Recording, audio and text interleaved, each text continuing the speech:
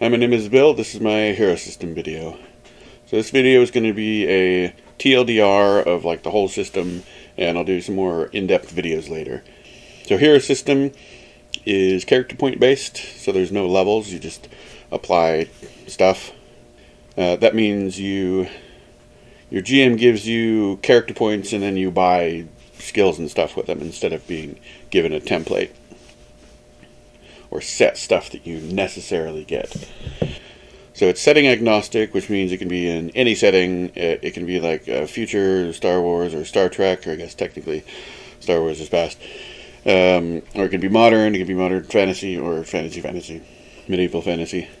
So it only uses D6s, and there's a little bit of like grade school, maybe middle school math, whatever easy algebra is. Alright, so one of the things they did was they compacted everything that's like a number, basically, and put it into this characteristics table. So it's like a big list, but it's like a lot of stuff. This is, if you're coming from D&D, this is your armor class and your base attack bonus or whatever. So if you want to pause it and read it, I'm basically just going to run through what all this stuff is. So strength is basically what you think it is. It's what strength means. It's lifting stuff. And it is your hand-to-hand damage. And your dexterity, if you're coming from D&D, is not an attack stat. It is basically just says who goes first in combat. Your constitution is linked, kinda. It has to do with your hit points, but not in the same way it does in D&D. So it says it right there. You can pause it if you want. You don't want to listen to me. If the stun, that's one of your hit point types. If the stun done to the character by a single attack succeeds your con, then you are stunned, which basically just means you lose an action. So your intelligence is basically just a skill stat. Your ego is it's your mental or magic attack stat, and presence is their word for charisma, basically. It says it allows you to make presence attacks. That's basically when you're trying to convince somebody or intimidate or lie to somebody or something. So that next group is your attack stuff. It's got like a long name. It's called offensive combat value. It's shortened to OCV. It's your attack stat. And your defensive combat value is your armor class. It's your AC. It's the target number things need to hit you. The mental offensive combat value is just the same thing, but for like magic or mental psionic skills or something. And then it's the same with the DMCV. So speed is kind of interesting. That's your initiative. So your speed stat, the number that it is equal to the number of actions that you can take in a round. A round is 12 seconds. That's what those 1 through 12 is. So if you have 1, you go once. If you have 2, then you go twice. If you have 3, so on and so forth. And these are just 2 different charts of what are exactly the same thing. So, like in D&D and most other games, you get to just do your entire action on your turn, and then you have to wait for everybody, and then you get to do your entire action. And so Hero System doesn't do that. You get 5 actions or 4 actions or 6 actions or whatever your number is, and you can move or attack or do any number of things. So after speed is your PD and ED, your physical defense and your energy defense. Those are basically damage resistances. You just, whatever that number is, you reduce the amount of damage you take by that number. The recovery and endurance. Endurance is like your action points. It's how you do stuff. It's how you do anything. And recovery recovers your endurance and your stun. So your body and your stun are your 2 hit point types.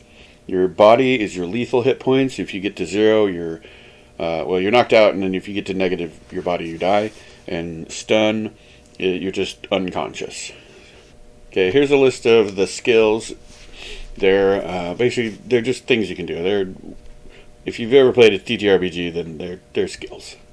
So skills are things that you do that are almost always based off of one of your characteristics. So talents are mostly passive things that you can do, and they're like slightly cooler, more powerful than skills. And these are perks, Perks are mostly active things that they're like they're usually other people or other things. Like your contact is you know a guy at the police station or something.